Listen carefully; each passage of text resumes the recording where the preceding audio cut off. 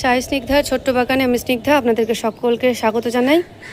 এই দোপাটি গাছটা কিছুদিন আগে এক জায়গা থেকে তুলে এখানে বসিয়েছিলাম। দেখুন কুড়িও চলে এসেছে, ফুল ফুটতে শুরু করে দেবে কয়েকদিনের মধ্যেই। বাদুড়ের জন্য ছাদে কাজ করা খুব একটা সম্ভব হচ্ছে না দীর্ঘস্থায়ীভাবে। যে কাজগুলো করেছি সেগুলো সফল হয়েছে না বিফলে গেছে সেটাই আজকে আপনাদের সঙ্গে শেয়ার করব। গাছে জল দেওয়া হয়ে গেছে, সেটা আর শেয়ার করলাম না, কি শেয়ার করব। এই যে দেখুন, এখানে কন্দ বসিয়েছিলাম একটা, সেখান থেকে চারা বেরিয়েছে। এখানেও বসিয়েছিলাম, সেখান থেকে দুটো চারা বেরিয়েছে। এখানে এই রজনীগন্ধার শেকড়টা বসিয়েছিলাম, রজনীগন্ধার কথা বুঝতে পারছি না, মনে হচ্ছে বসেছে। আর এই চারাগুলো অন্য টবে বসিয়েছি, কিন্তু এখানেও দেখছি কিছু চলে এসেছে, সেখান থেকেও গাছ বেরিয়েছে। আরও দেখাই আসুন।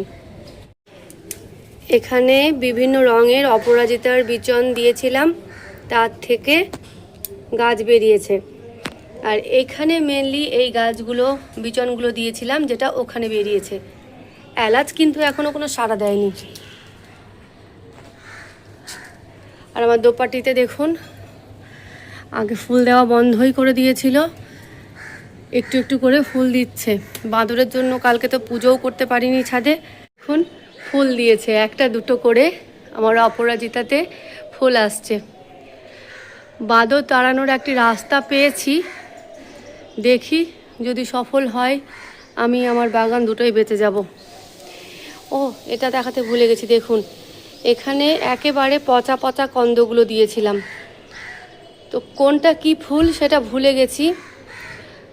আমি কিছু চারা ব্যাগের অর্ডার দিয়েছি, সেগুলো আসলে সবটাকে আলাদা আলাদাভাবে বসাবো। ততক্ষণ একটু এখানেই বড় হোক, আরও যদি কিছু গাছপালা বেরোয়। কিছু বেরোচ্ছে তো, কিন্তু সেটা কি বুঝতে পারছি না। দেখুন আমার অ্যালোভেরাগুলো অনেক দিন পর এবার অরিজিনাল কালারে এসেছে।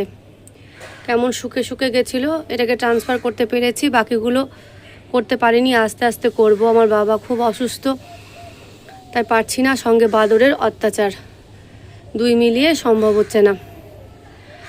তো এইটুকুই আজকের ভিডিও, দয়া করে আমার সঙ্গে থাকুন। আমি চেষ্টা করব আস্তে আস্তে আমার বাগানের উন্নতি করতে আর আপনাদের সঙ্গে শেয়ার করতে। সবাই ভালো থাকুন।